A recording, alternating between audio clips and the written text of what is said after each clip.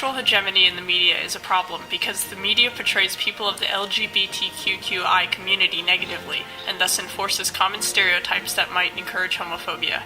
Because we often repeat what we see and hear in the media, students at ISA accept these behaviors and actions as part of the norm both at school and at home, such as cursing and violence. In this public service announcement, we interviewed Mr. Hennessy, surveyed 12 students, and compiled 3 examples to examine sexual hegemony in the media and how it affects students at International Studies Academy High School in San Francisco.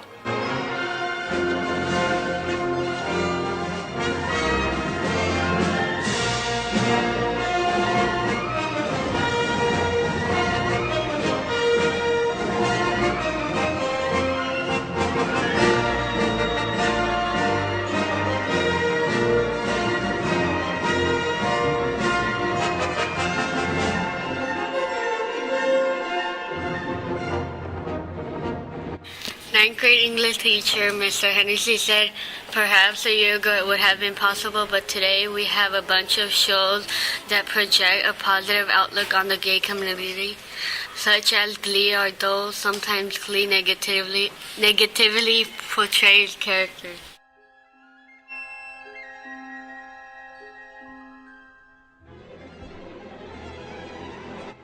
In magazines and advertisements, most perfume or fashion ads display heterosexual couples and/or implying that the benefactor of the product will attract the opposite sex, such as in Old Spice. This is oppressive because this encourages people of all ages and opinions to think that the opposite sex or traditional couples are the norm in our country. Thus, it is both odd and abnormal to see same-sex couples. In the majority of music videos concerning relationships, usually the lovers are portrayed in a heterosexual relationship. Thus, most, if not all, artists take this as an example and rarely or positively portray the same-sex relationships. In popular television, the media portrays characters in the gay community as either harassed for their choice lifestyle or too afraid to be openly gay.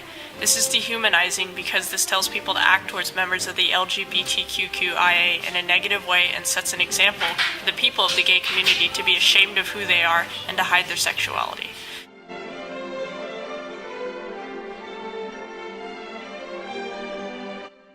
Our recommendations for countering sexual hegemony in the media is to call people out when they say derogative terms against the LGBTQIA community.